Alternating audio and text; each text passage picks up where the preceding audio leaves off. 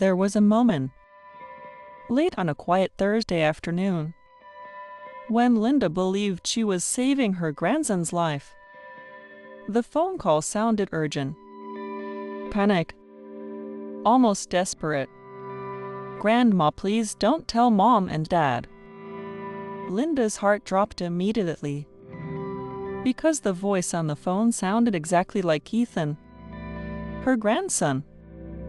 "Grandma, I'm in trouble." The words came fast, breathing uneven, voice shaking. "I was in an accident." Linda stood up from the kitchen table. The chair slid across the floor. Her coffee tipped slightly. "What happened?" she asked. The voice whispered urgently, "I hit another car." Linda felt her stomach tighten. "No one is hurt," the voice said quickly, "but the police are involved." Then came the sentence that would change everything. "Grandma, I need help." At that moment, Linda wasn't thinking about money, or scams, or fraud. She was thinking about one thing: her grandson. Because Ethan had always been close to her. Very close. When he was a child, he spent weekends at her house. They baked cookies together, watched movies, worked in the garden. Even after he grew older, their relationship stayed strong. He called her often, sometimes just to talk, sometimes just to check in. So when Linda heard his voice that afternoon, she didn't question it. She didn't analyze it. She believed it immediately, and that belief made her vulnerable. The voice on the phone continued, "Grandma, the police say I need to pay a bond." Linda had never dealt with anything like this before, but the word bond sounded official, serious. "How much?" she asked. There was a pause. $7,000. $7,000? The number landed heavily in the quiet kitchen. Linda had savings, but not a lot. She had spent decades working as a school secretary, carefully saving, carefully budgeting. Her retirement was modest, comfortable, but modest. $7,000 was not a small amount. But the voice on the phone sounded terrified. "Grandma, please help me." Then another voice entered the conversation. A man's voice. Deep. Professional. "Ma'am, this is Attorney David Lawson." The man spoke calmly, confidently. "I'm assisting your grandson with a legal situation." Linda's heart was racing now. The attorney explained the situation quickly. Ethan had been involved in a minor accident, but because of local regulations, a bond was required before release. If the bond is paid today, the attorney said, the situation can be resolved immediately. Everything sounded urgent. The call had the rhythm of an emergency. Fast explanations. Serious tone. Immediate action required. Linda asked the obvious question, "Can I talk to Ethan again?" There was another short pause. Then the voice returned. Soft. Emotional. "Grandma, I'm so sorry." Linda felt tears forming in her eyes. "I didn't know who else to call." That sentence broke her resistance. Completely. Because scammers understand something very important about human psychology. Fear makes people act quickly, but family love makes people act even faster. The attorney returned to the phone. "Ma'am, if we can process the payment in the next 30 minutes, your grandson can be released tonight." 30 minutes. That kind of time pressure leaves little space for thinking. Linda asked how to send the money. The answer came immediately. Wire transfer. Linda had never sent a wire transfer before, but the attorney explained the process clearly. Step by step. Go to the bank. Provide the routing details. Send the bond payment. Simple. Direct. Urgent. Before ending the call, the voice that sounded like Ethan spoke again. Grandma, please don't tell my parents yet. Linda frowned slightly. Why not? The answer came quickly. They'll panic. Another pause. And I'm embarrassed. That explanation sounded believable. Painfully believable. Because teenagers make mistakes. And sometimes they don't want their parents to know immediately. Linda agreed. I won't tell them, she said. The call ended. And within minutes, Linda was grabbing her purse. Her hands were shaking slightly. Her heart still racing. But she believed she was doing the right thing. She believed she was protecting her grandson. And that belief pushed her forward. But what Linda didn't know, what she couldn't possibly know in that moment, was that Ethan was sitting in a college classroom, 200 miles away, completely safe, completely unaware that his grandmother was about to lose $7,000 to a voice that only sounded like him. Linda drove to the bank faster than usual. Not dangerously fast, but faster than she normally would. Her mind was racing. She kept hearing Ethan's voice in her head.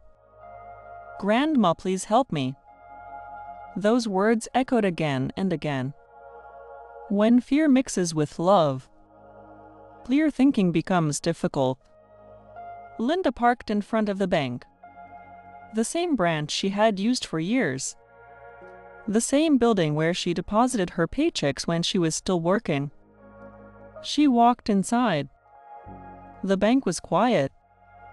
Only 2 other customers waited in line. Linda stood near the counter, clutching her purse. She felt nervous, but not suspicious, because everything about the phone call had sounded real. The voice, the lawyer, the urgency. When her turn came, she approached the teller, a young woman with a polite smile. How can I help you today? Linda hesitated for a moment. I need to send a wire transfer. The teller nodded. Of course. Wire transfers were not unusual, but they were less common than other transactions. The teller asked a few routine questions. How much would you like to send? Linda swallowed. $7,000. The teller began filling out the form. Is this for a business or personal payment? Linda answered honestly. It's for my grandson. The teller looked up. Just for a moment. Not suspicious. Just curious. Then she continued typing. The attorney had texted Linda the wire details earlier. An account number. A routing number. A recipient name. Linda handed the phone to the teller. Within minutes, the transfer was prepared. But before completing the transaction, the teller asked one more question. Have you sent money to this account before? Linda shook her head. No. The teller nodded, then asked something else. Is someone asking you to send this money urgently? Linda felt slightly confused. Well, yes. The teller leaned forward slightly. May I ask why? Linda explained the situation. The accident. The bond. The attorney. The teller listened carefully, then said something unexpected. Ma'am, sometimes scammers pretend to be family members. Linda frowned immediately. This isn't a scam. Her voice was calm, but firm. That's my grandson. The teller didn't argue. She simply nodded. Of course. But she added one more gentle suggestion. Before sending the wire, you may want to call another family member to confirm. Linda felt a small flicker of irritation, because she had promised Ethan something. Don't tell Mom and Dad. And she didn't want to break that promise. He asked me not to tell his parents yet, Linda said quietly. The teller nodded again, then completed the transaction. The receipt printed. $7,000. Send. In less than 10 minutes. Linda folded the receipt carefully, placed it inside her purse, and walked back to her car. She felt relieved, because in her mind, she had solved the problem. She had helped Ethan, just like a grandmother should. An hour later, her phone rang again. The same number. Linda answered immediately. Grandma? The voice again sounded like Ethan. Yes, she said. The voice sounded slightly calmer now. Did you send it? Yes, Linda replied. $7,000. There was a pause. Then the voice spoke again. But this time, something sounded different. More hesitant. Grandma, there's another problem. Linda's heart dropped again. What kind of problem? The voice lowered. The other driver is threatening to file a lawsuit. Linda felt confused. But I thought the bond solved the situation. The voice sighed. It did, but now they're asking for settlement money. Settlement money. Another phrase that sounded official. Legal. Serious. Linda asked the obvious question. How much? Another pause. Then the answer came. 3,000 more. Linda closed her eyes for a moment. $10,000 total? That was a large amount for her. Very large. But the voice sounded desperate again. Grandma, if we pay it now, the whole thing goes away. And that sentence is one of the most powerful tools scammers use. Solve the problem now. End the problem now. Avoid bigger trouble later. Urgency removes time for thinking. Linda sat quietly in the car, holding the phone, trying to decide what to do next. Because helping family feels natural, instinctive, automatic. But something inside her, very quietly, had begun to feel uncertain. And sometimes, that quiet uncertainty is the first signal that something is not right. Linda sat in her car, the phone still pressed against her ear.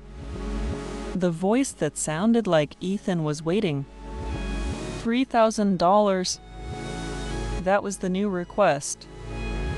Linda stared through the windshield, but she wasn't really seeing the parking lot anymore. She was thinking, trying to process everything. $7,000 had already been sent. The money was gone. But now, there was another payment, another urgent problem, another immediate solution. And suddenly, a small memory returned to her mind. The bank teller, The question she had asked, "Is someone asking you to send money urgently?" Linda felt a strange discomfort in her chest. She spoke slowly. "Why didn't the lawyer mention this before?" The voice on the phone hesitated. Just for a second. But hesitation matters, especially in moments like this. He didn't know at first, the voice said. The other driver just demanded it. Linda listened carefully now. More carefully than before. Because the fear that had controlled her earlier was beginning to fade. And when fear fades, logic begins to return.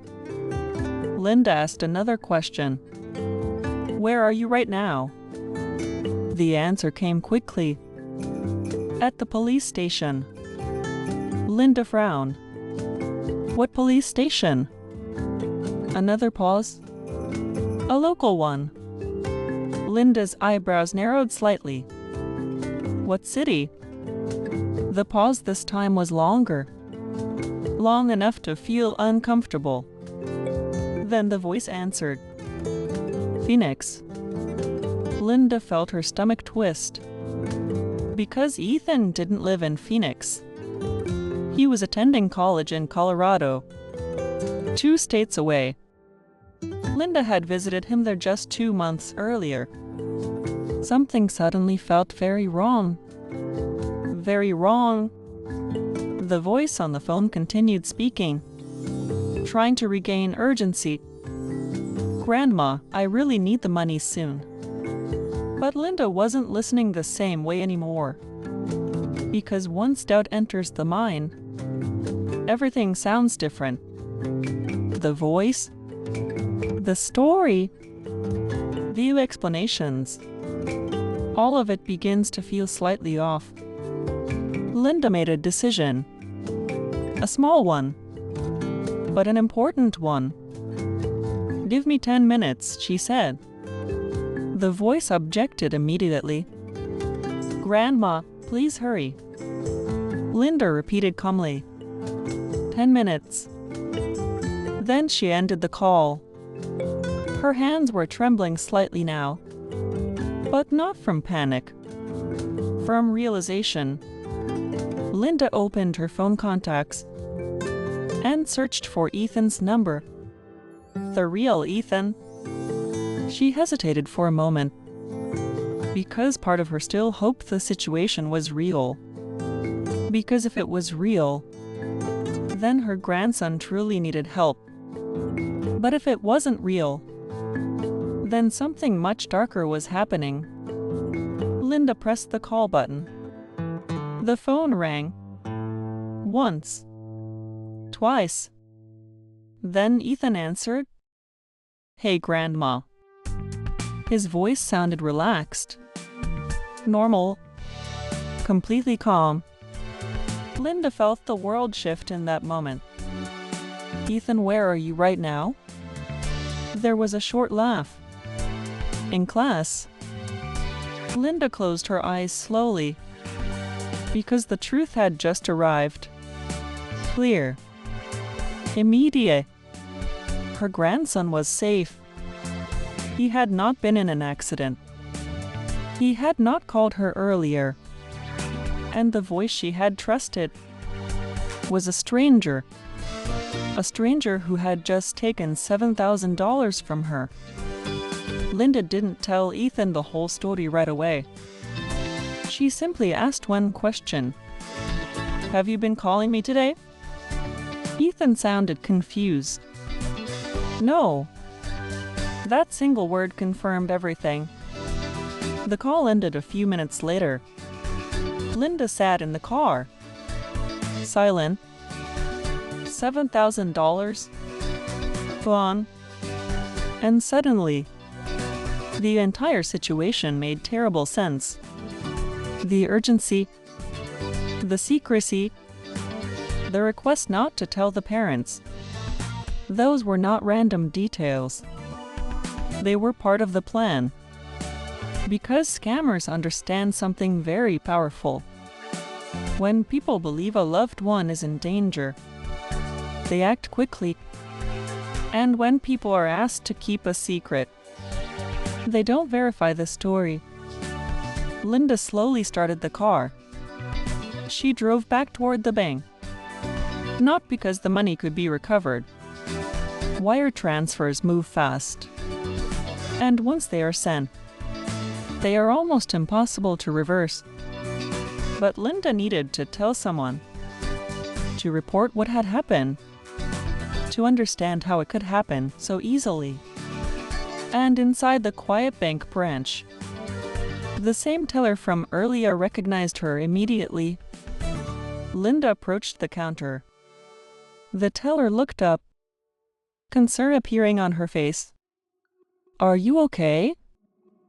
Linda took a deep breath, then said the words that many victims say too late. "I think I was scammed." The teller listened quietly, very quietly. She had seen situations like this before, more than once, but that didn't make them easier. Linda explained everything. The phone call, the accident story, the lawyer, the wire transfer. The teller nodded slowly.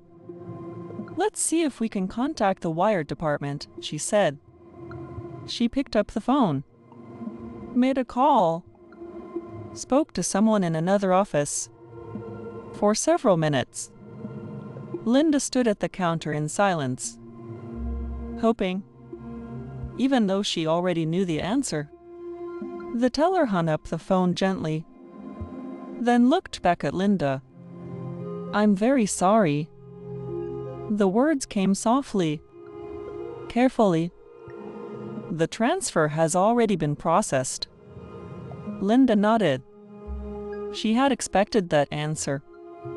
Wire transfers move quickly, often within minutes. And once the receiving account collects the money, the trail becomes extremely difficult to follow. The teller continued speaking. "We will file a fraud report. It may help investigators track the account." Linda appreciated the effort, but she understood something clearly now. The money was probably gone. $7,000?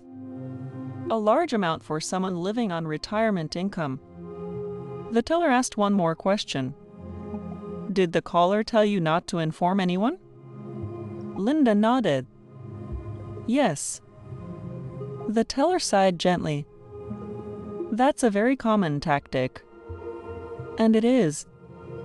Across the country, thousands of similar calls happen every year. Scammers pretend to be grandchildren, nieces, nephews, sometimes even adult children. The stories change, but the emotional pattern stays the same. An accident, an arrest, a hospital emergency, and always the same request. Send money quickly. Don't tell anyone. Solve the problem immediately. Linda left the bank feeling strangely calm. Not because the situation wasn't painful, but because the uncertainty was gone. She now understood exactly what had happened. She drove home slowly. When she entered the house, the silence felt heavier than usual. Her kitchen looked exactly the same as it had earlier that afternoon. The tipped coffee cup was still on the table, but something inside her had changed. Linda called Ethan again later that evening. This time, she'd explained everything.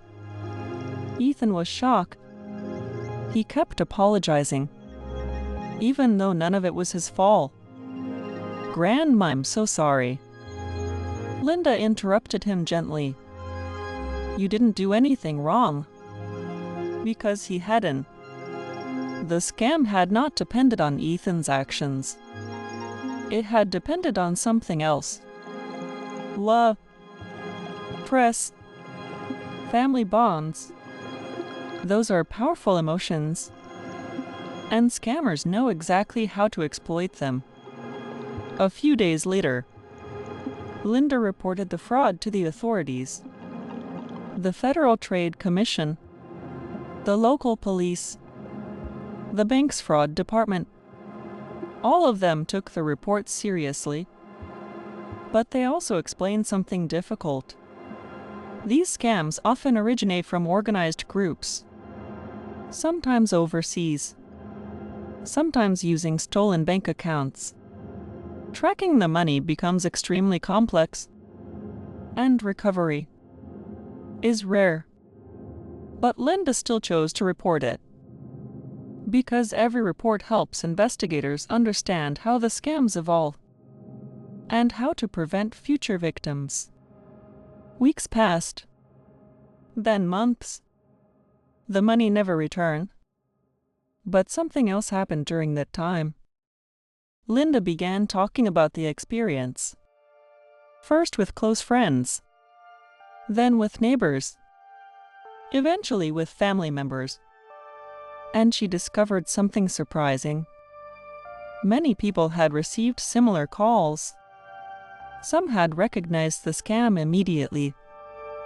Others almost believed it. One neighbor had nearly sent $10,000. Another friend had received a call pretending to be her granddaughter from college. The voices always sounded convincing. Because today, technology allows scammers to do something frightening. They can study social media, find family names, learn personal details, even recreate voices using artificial intelligence, which means the voice on the phone may truly sound like someone you love. And that makes the scam far more dangerous. Linda eventually came to peace with what happened. She adjusted her budget slightly, delayed a few travel plans, made small changes to her spending. Life continued. But that experience left her with a lesson she now shares whenever the topic comes up. If someone calls claiming to be a family member in trouble, pause, take a breath, hang up, then call that family member directly using the number you already have. Because real emergencies can survive a 5-minute verification, but scams cannot. Linda's story did not end with a dramatic investigation or a sudden recovery of the money. Instead, it ended quietly, with a deeper understanding of something important. Financial mistakes often come from complicated decisions, bad investments, risky strategies, poor advice. But sometimes, they come from something much simpler. A phone call, a familiar voice, a moment of fear, and a decision made too quickly.